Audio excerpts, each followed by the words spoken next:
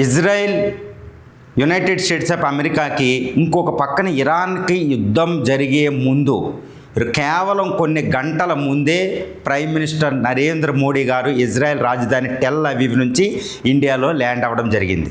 కొన్ని గంటల్లో Israel Benjamin Netanyahu Iran మీద దాడి చేయడం, ఆయతుల్లా అలీ ఖైమోనీని హతం చేయడం. ఈ ఆయతుల్లా అలీ ఖైమోనీ చంపబడ్డాక కూడా చాలా దేశాలు ఆయనకి సంతాపం ప్రకటించిన భారతదేశం ముఖ్యంగా నరేంద్ర మోడీ గారు సంతాపం ప్రకటించలే. ఇది ఎప్పుడూ భారతదేశం ఇలా ఎప్పుడూ చేయలేదు. భారతదేశం విలువలతో కూడిన దౌత్య విధానం కాబట్టి అంతర్జాతీయ చట్టాలకు విరుద్ధంగా ఎవరిని చంపినా భారతదేశం ఇది మంచిది కాదని కనీసం ఒక్క మాట అయినా అనేది. ఈవెన్ అపార్థీడ్ ప్రాసెస్ జరిగినప్పుడు, అంటే అపార్థీడ్ అంటే జాతి వివక్ష లాంటి దారుణమైన విధానం సౌత్ ఆఫ్రికాలో వైట్ గవర్నమెంట్ చేసినప్పుడు కూడా వైట్స్ శ్వేత జాతీయులకి వ్యతిరేకంగా భారతదేశం మొదలుపెట్టిన తర్వాత ఈ దక్షిణాఫ్రికాలో నల్ల జాతి ప్రభుత్వం రావడం జరిగింది. నెల్సన్ మండేలా వచ్చారు. ఆఫ్రికా ఖండంలో వలసవాదం ఎక్కడున్నా భారతదేశం విమర్శించింది. పాలస్తీనా మీద దాడి జరిగితే అన్ని దేశాలని విమర్శించింది. అలీన విధానం. ఈజిప్టుపై బ్రిటన్, ఫ్రాన్స్, అమెరికా ఏకంగా దాడి చేసినప్పుడు కూడా ఇండియా మొట్టమొదటిగా క్రిటిసైజ్ చేసింది. ఇండియా ప్రయోజనాలతో పాటు విలువలతో కూడి భారత దౌత్య విధానం ఉండేది. మరి ఇప్పుడు భారతదేశం ఎందుకు ఇరాన్ విషయంలో కనీసం మాట్లాడడం లేదు? పూర్తిగా నరేంద్ర మోడీ గారు యుఏఈతో మాట్లాడడం, ఇజ్రాయెల్ ప్రైమ్ మినిస్టర్తో మాట్లాడడం, అదేవిధంగా యుఏఈకి మీద ఇరాన్ దాడిని ఖండించడం, ఇవన్నీ ఏంటంటే భారత ప్రధాని నరేంద్ర మోడీ గారు ఇప్పుడు United States of America Israel support వర్గం వైపు పయనించారు. ఇటు ఇరాన్కి వ్యతిరేకంగా పనిచేసి ఇదే నరేంద్ర మోడీ గారు 2022 ఫిబ్రవరి 24 నుంచి ఇప్పుడు వరకు 4 సంవత్సరాలు 5వ సంవత్సరంలోకి ఎంటర్ అయిన ఉక్రెయిన్ రష్యా యుద్ధంలో మాత్రం రష్యా వైపు మాత్రమే, అది కూడా ట్రంప్తో నిలబడి పోరాడారు. కానీ ఈ ఒక్క విషయంలో ఎందుకు ట్రంప్కి లొంగారు? ఇప్పుడు కాంగ్రెస్ అన్నట్టు ఏమైనా ఎప్స్టీన్ ఫైల్స్ భయం ఉందా? లేకపోతే United States of America stock exchange commission అదానికి ఇచ్చిన నోటీస్ ఏమైనా భయం ఉందా? లేకపోతే ఎందుకు లొంగారు? లేకపోతే ట్రంప్ అంటే ఎందుకు భయపడుతున్నారా?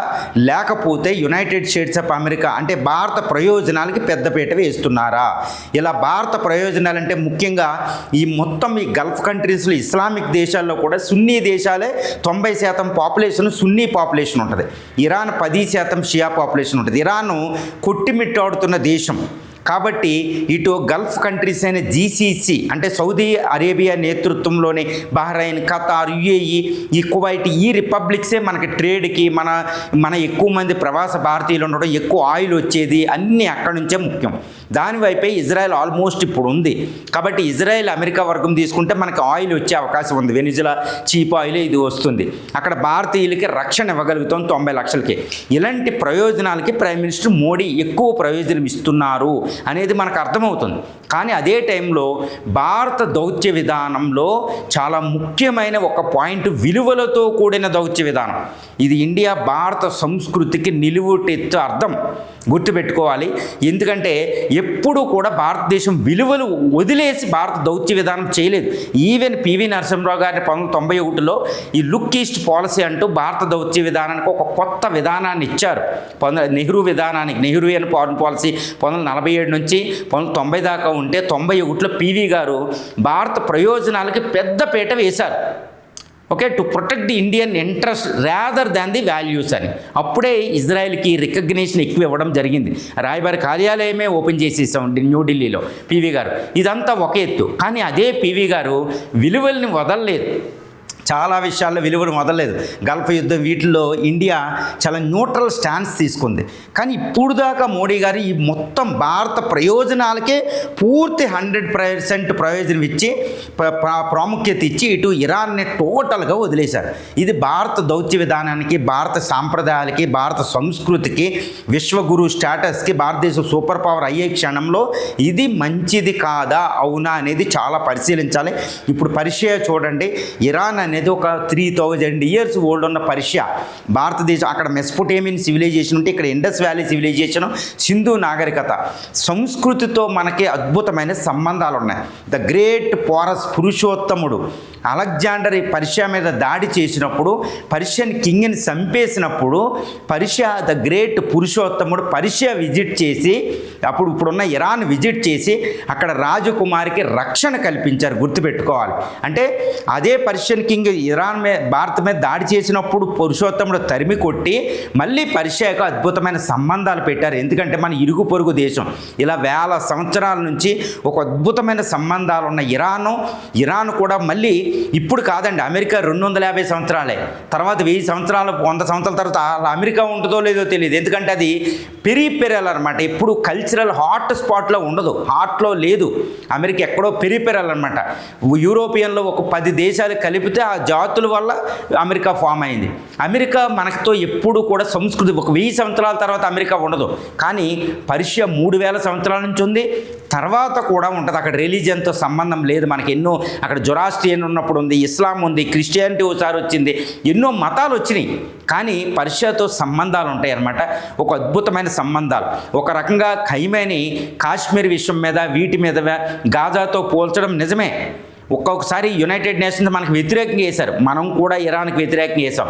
కానీ యూకో బ్యాంక్ విషయంలో మనకు ఆర్థిక సంక్షోభం వచ్చినప్పుడు ఎన్నోసార్లు మనకు ఆయిల్ ఇచ్చింది, రూపీలోనే మనకి ట్రేడ్ చేసింది. అలా ఆదుకున్న క్షణాలు ఎక్కువ. అది వ్యతిరేకంగా పనిచేసిన సమయం మన చరిత్రలో 0.001% సమయం ఉంటుంది.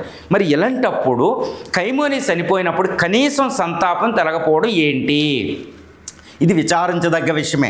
కానీ ప్రైమ్ మినిస్టర్ మోడీ గారు మాత్రం భారత ప్రయోజనాలకే అతిపెద్ద పీట వేసేస్తున్నారు. కానీ ట్రంప్కి లొంగినట్టు కనపడడం మాత్రం ఇట్స్ నాట్ ఆగర్ వెల్. ఇక ఒక రెండో విషయం ఏంటంటే ఇరాన్ విషయాలు చైనా ఉంది.